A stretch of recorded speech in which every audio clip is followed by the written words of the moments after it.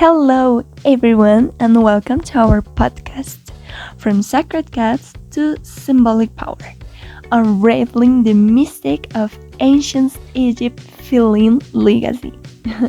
I must say, this topic is truly fascinating.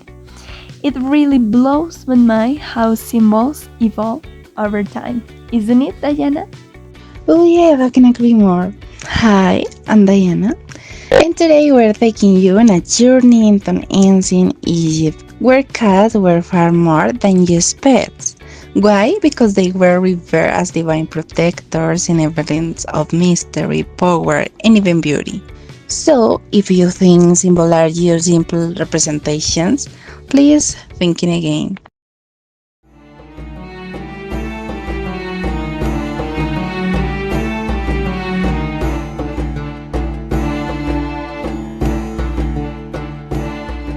Over 400 years ago, wild felines like the African wildcat began to approach human settlements along the Nile. And drawn by the grain stored in homes and granaries, which of course attract rodents, these early cats played a crucial role in pest control. As a result, Egyptians got used to seeing cats as divine protectors of their resources. So, questioning their status became unthinkable. Exactly. And this practical relationship depending evolved into something far more profound. Egyptians didn't just see cats as helpers. They saw them as sacred beings. They had their temples decorated, sculptures commissioned, and things were writing about cats. And of course, this was not an accident. It was a deliberate strategy to use feline imagery as a way to shape society.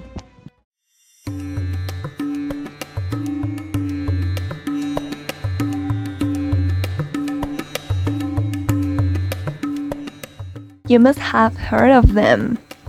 The Egyptians connected these revered animals with powerful deities, most notably Bastet.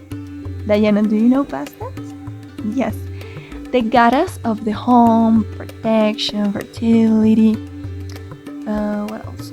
Music and dance. Often depicted as a woman with the head of a cat or simply as a cat. Bastet embodied both tenderness and ferocity.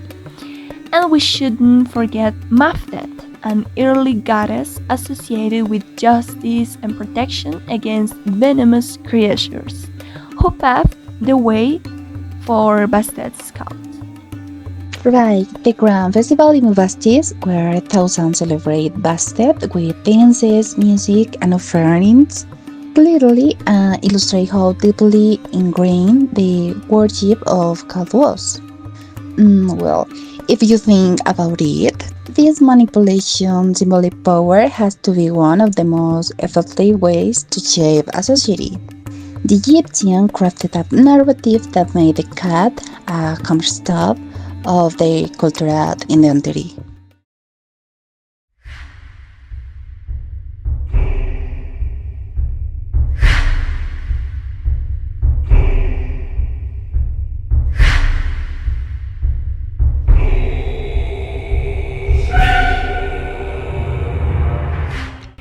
And this is where the concept of symbolic power really comes into play. Pierre Bourdieu argued that power is often subtle and works through what he calls symbolic capital. He used to say that cultural recognition, prestige, and honor may matter more than money in some cases. So, in a way, we are used to accepting symbols without questioning them. The cat in Egypt wasn't just an animal, it was a symbol that bound people together and reinforced the social order.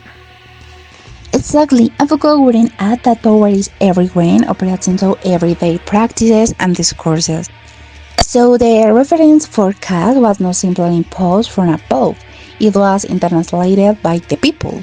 Why? Because they got so used to the idea of cats as divine protector that even minor transgressions, like harming a cat, were met with several punishments. They should have been more careful because the laws were strict. Killing a cat, even accidentally, could result in a death for the offender and even affect their entire family. Yes, and that also blows my mind. Moreover, the mummification of cats shows just how deep this reverence went. Egyptians had their cats mummified to ensure that their spiritual protection continued to the afterlives. I wish we had fully appreciated this level of devotion back then. They had to get their rituals right, because if if a cat wasn't treated with the utmost respect, it could mean the difference between divine favor and wrath. So it was really, really serious. It was a really, really, really serious situation. And let's not forget the art. Egyptian art is filled with depictions of cats, images that capture the grace, elegance, and vigilant nature. Every carving and painting was not merely decorative, it was a deliberate effort to immortalize the cat as a symbol of protection and power. They wrapped the entire cultural narrative around these elegant creatures. Well, almost like they had the entire population wrapped around the finger. If we used to think of symbols as mere decorations, we might have to reconsider. The cat, in fact, was central to the Egyptian mythos, not only for its practical benefits, but also because it represents an invisible force of power. A power that was both subtle and omnipresent, much like the mechanicism of power Bourdieu and Foucault describe. In a state where power is everywhere and often hidden, the cat became an emblem that only functioned because society, knowingly or not, allowed it.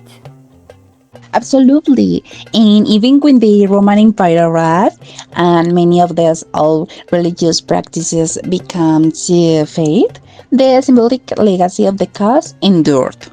Their status evolved, but the underlying power remained intact. This reminding us that symbolical power can adapt to new cultural contexts. So, as we wrap up this part of our exploration, let's reflect. The cat in ancient Egypt wasn't just an animal. It was a carefully constructed symbol of protection, social order, and divine favor. We must start asking these questions. How do symbols shape our society? What are the forces behind the images we take for granted? That's right. And with that thought, we invite you to join us for part 2 of our podcast, where we will explore how those elements of symbolical power manifest in today's world. So, from modern brands to digital icons, the same principles are at work. And of course, the power remains as invisible as ever.